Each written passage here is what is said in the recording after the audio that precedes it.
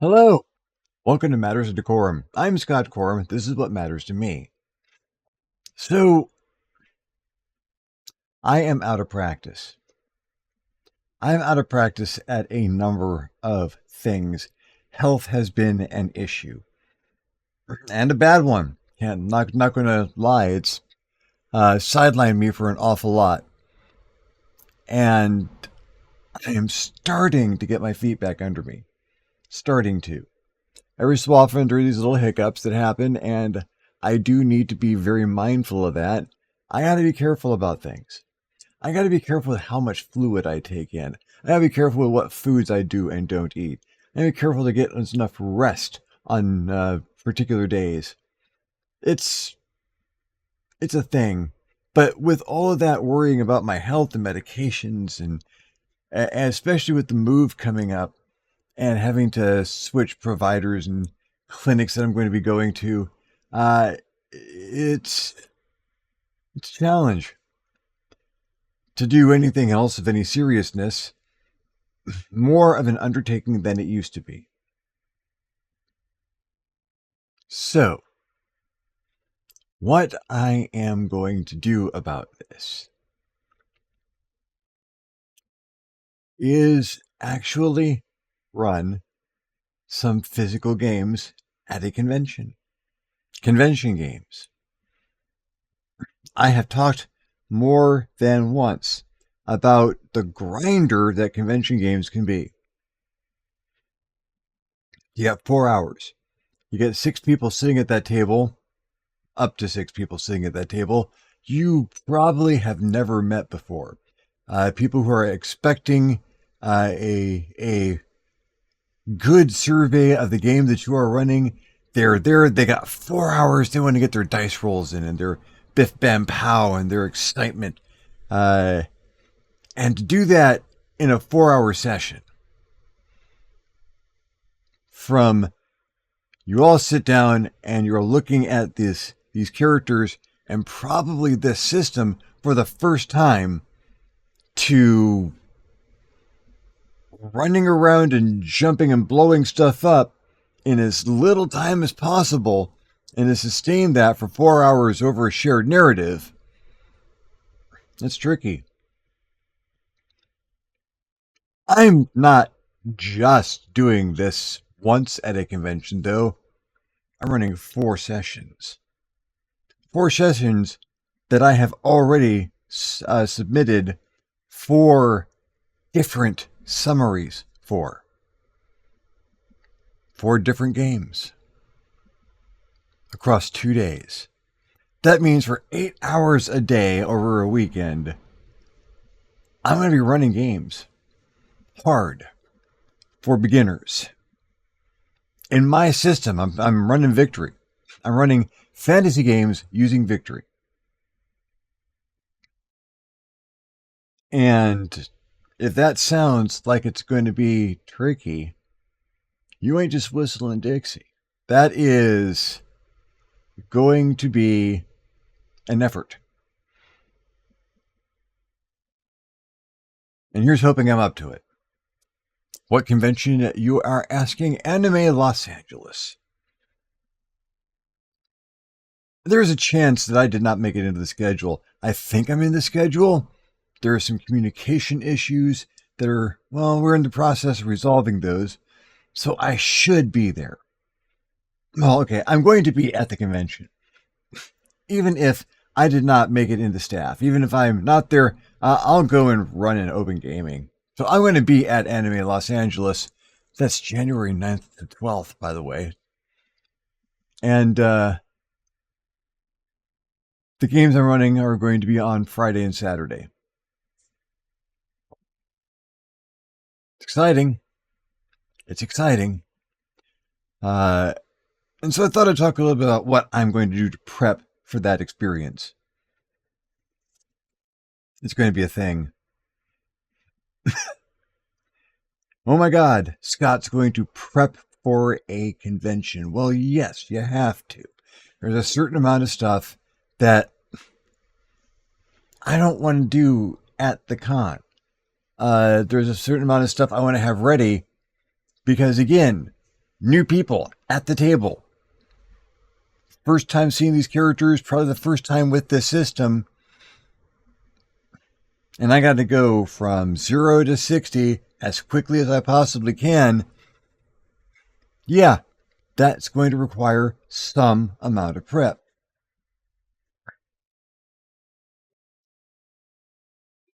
Not as much as you might think, more than I usually do.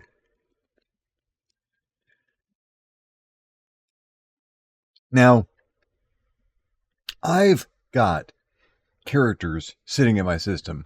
I've got convention characters sitting in my system. I've made characters to run at conventions in the past. And that was 5, 6 years ago. God, I'm old.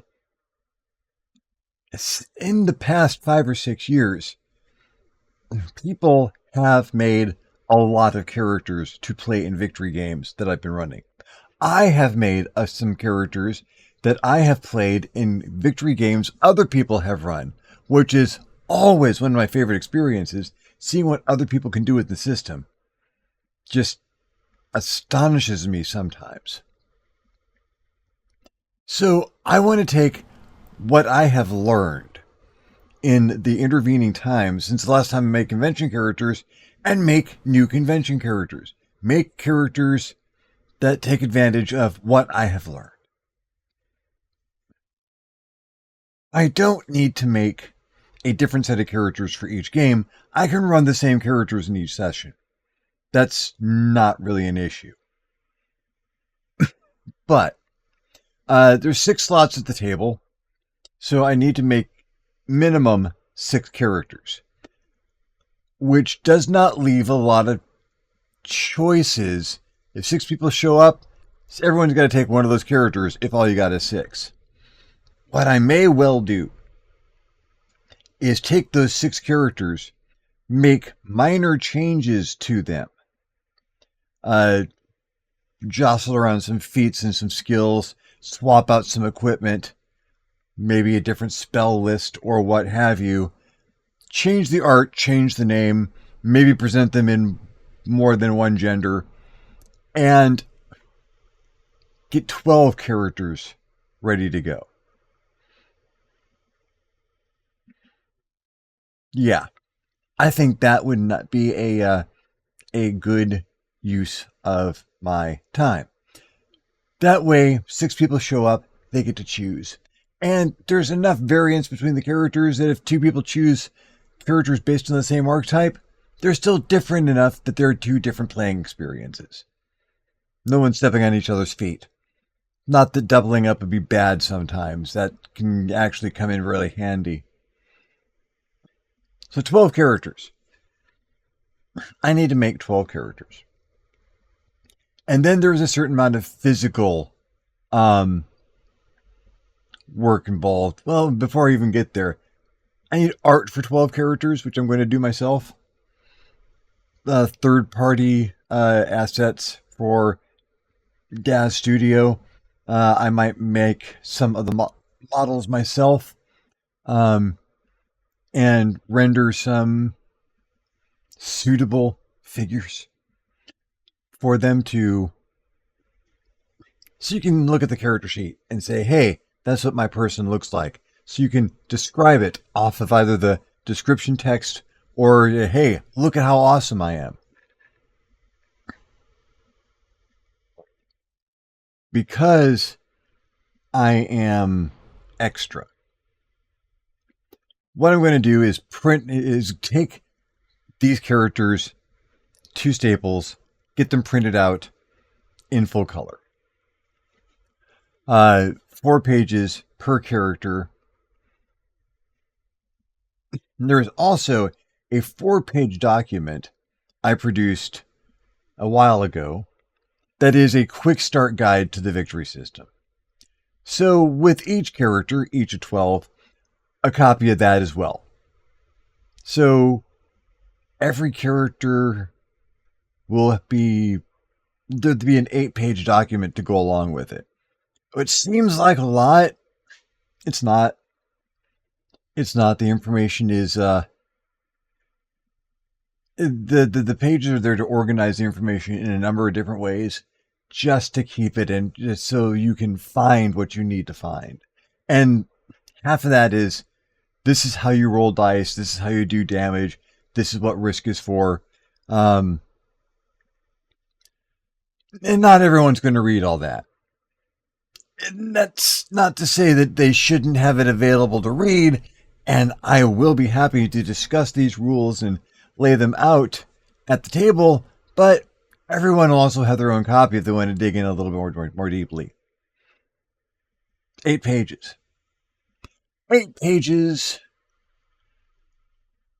Double-side color prints. So that still 4 sheets of paper.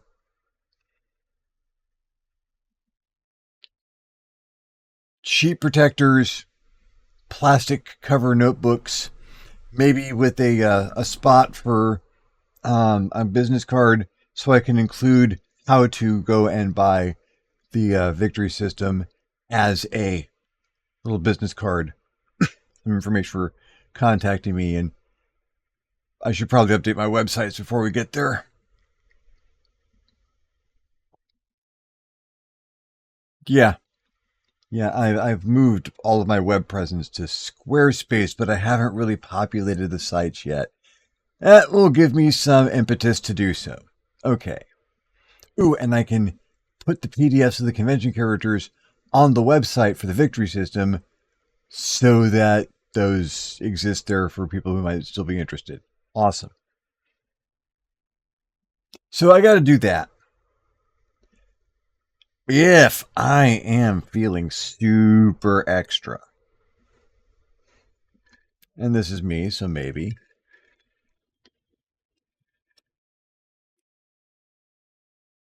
I will have the characters in Dad's studio for art reference.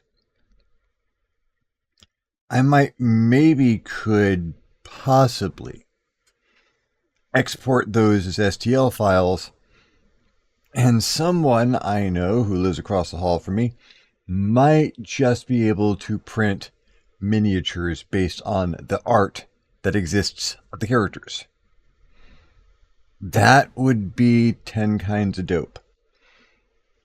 If not that, then I can certainly produce little tokens.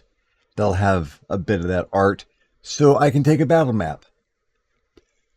That means having to pre-design some of the opposition that's going to be out there, so I also have figures and orc tokens of that, if I want to do much battle mapping. Yeah, that's up in the air. We'll see if I want to do that. As I get this stuff done, I'll get a sense of what is possible and what is not. I might do the entire thing theater of the mind's eye. I certainly could. That might be for the best. We'll just have to see what I've got it in me and what Andrew believes is possible as we get into this. So characters and quick start rules and the physical copies of those characters. Enough that I can have all 12 characters available as options in 4 different sessions, 4 different sets of the characters. Because if I put a notebook in front of you or a report cover in front of you with full color printout of a character that you are playing, you get to take home of that. You get to take that home, especially if it's got the business card with how to buy this stuff. Yeah, you get to take that home. That is your character now. You get to play with that and do whatever you want with it. And if I come home without any of them left, if I show up at a table with 6 slots and 6 people show up and everyone seems to be having a lot of fun, and some more people show up and go, man, I wish you had more because this looks like a lot of fun and my game didn't go off, I might throw out another character or 2. Up to, say, 12, because I'm a masochist when it comes to stuff like this. It's happened before. It could. Theoretically, I could come home with 0 characters. I could come home with 12 characters a session. I could come home with 48. See how this goes.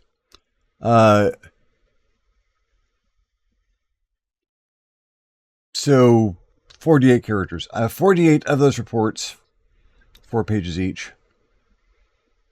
160 plus 32, 192 pages. Yeah, it's doable.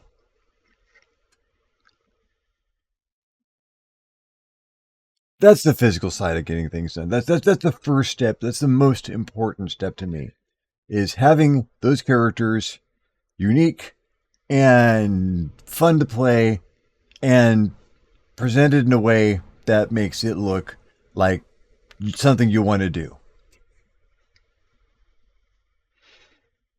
Now, when it comes to the adventures, well, this is going to be a big thing, and I'm not as young as I used to be, and maybe I'm going to go through and plot different plot lines, make sure all the characters have their backgrounds represented, so I can pass around some spotlight, maybe do a diagram of the flowchart of how no. Okay. Had you going for a second there? No, I'm not doing jack to prepare the adventures. I wrote a 2-line summary of each game session. They certainly could be episodic. If someone shows up to all 4 games, they'll probably note that there's an episodic nature to them. But I'm not going to do any more prepping other than having already written the 2-line summaries of each game session. There is no point. These are convention games. No convention game ever written survives contact with player characters. That's not how convention games work. And that's why I love them so much. Convention games are the entire reason I learned to improv GM. Because though, if the same 6 players showed up to 4 sessions with exactly the same description where I was going to run exactly the same game, I would not run the same game twice. That's not me. That's them. They will choose a different path every time. They will see 3 options laid out clearly in front of them and go for the 4th option, which isn't even vaguely possible, but one of them thought it sounded really good in their head, and now they're kind of insisting that we try it, and everyone else is just like, well, what the heck? It's a con game. What can go wrong? They're not married to these characters. They're not invested in these characters. They didn't make them. These are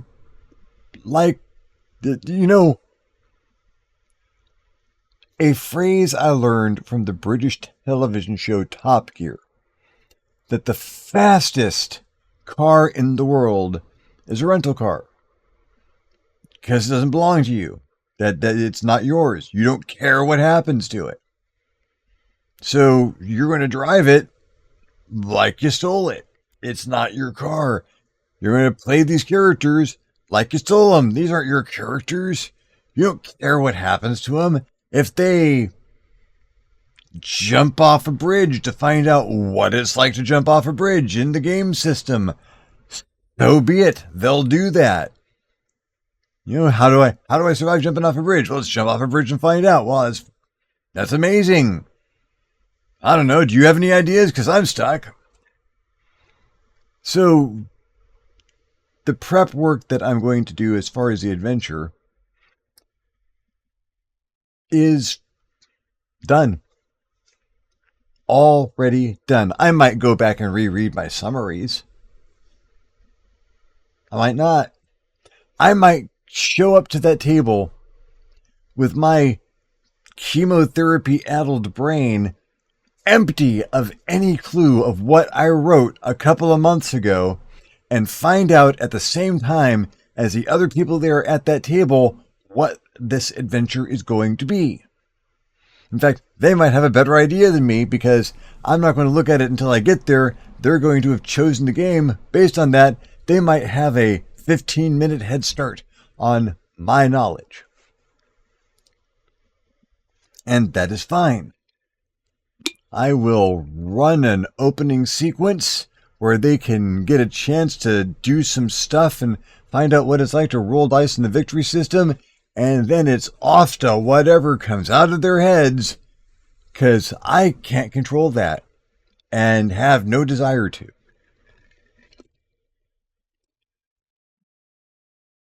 The fun is a story that we all tell together.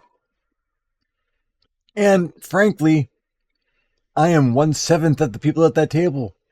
That is how much of the story I should contribute. It's a little reckless,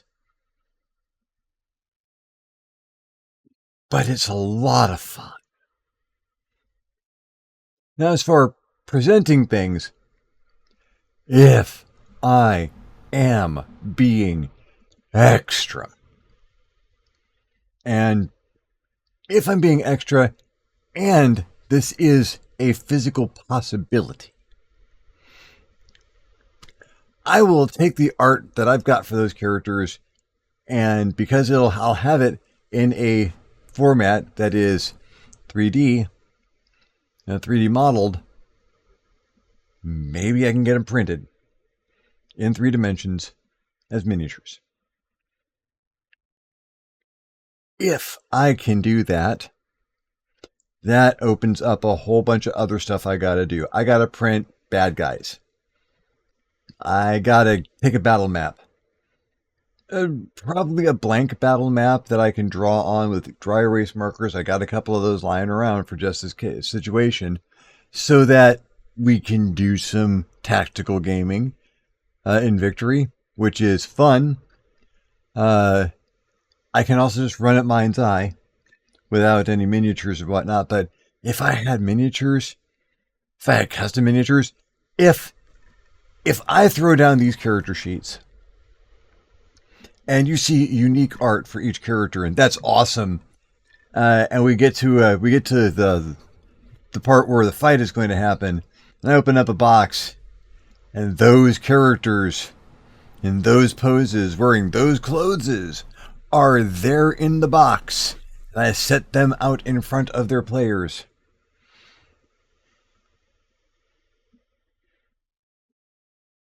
It's extra, but oh, the style points. Oh, the style points. It's more stuff to carry around. I'm going to have an assistant, and I'm going to have a cart of extra stuff with me just to keep me going. Like sodas and food and medicine. A few things to make my comfort an issue. I'll be running this thing from a wheelchair, so it's going to be interesting to begin with. But it's just another box or two of stuff. It complicates the prep a lot. Physical dice, I've got plenty of dice. And yeah, that's about it. Is it doable? Yes. All of the prep, all of the lead up, everything I need to do, I can probably have the characters done in a couple of days.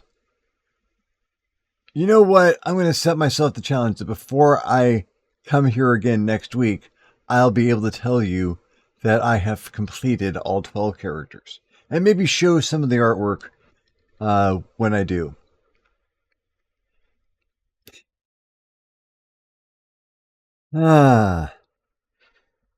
Which is going to be tricky because I don't have a computer half my week these days.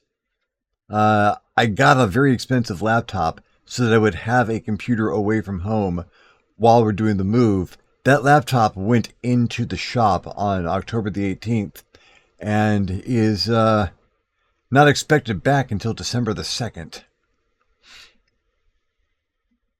There's a brand that makes very good laptops that I have had horrible problems with in the past.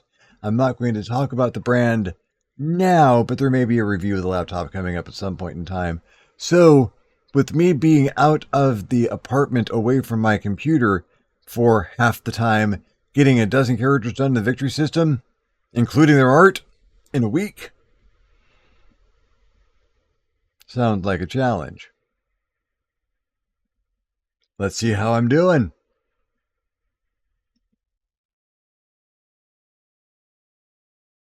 Means I can talk to Andrew tomorrow about the feasibility of the characters. Give it a try. See if I can't output at least one of them before the next time we're at his print lab at the new place, and see what can be produced. Sounds fucking fascinating. Fingers crossed, folks. Fingers crossed.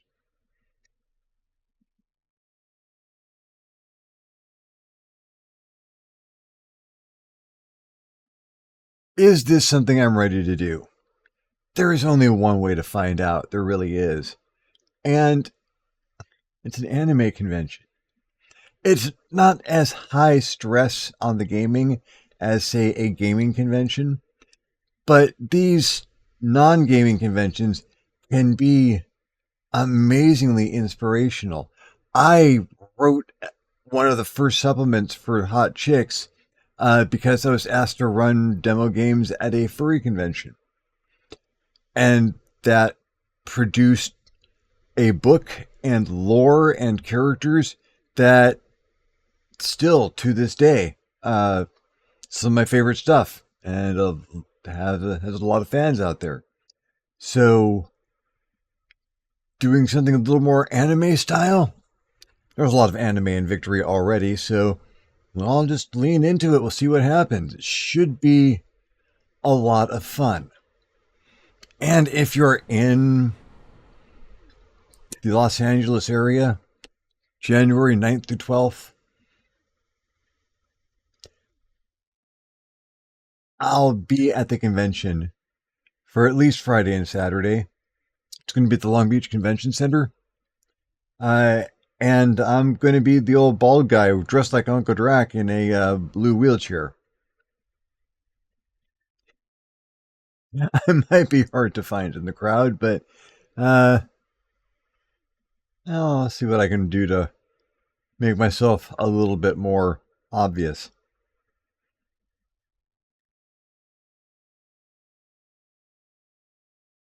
Life is a series of challenges. I'm discovering that more every week, and I am discovering that I am enjoying meeting these challenges, if not exceeding them. And I'm enjoying meeting these challenges because I enjoy failing them so very little. I don't like hospitals. I don't want to go back anytime soon.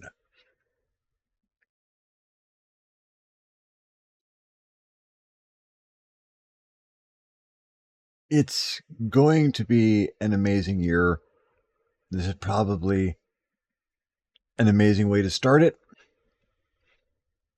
And you folks will absolutely hear about how this thing goes. I might do more prep than usual. Then again, I might not. All depends on how much risk I'm willing to take myself. No risk, no victory.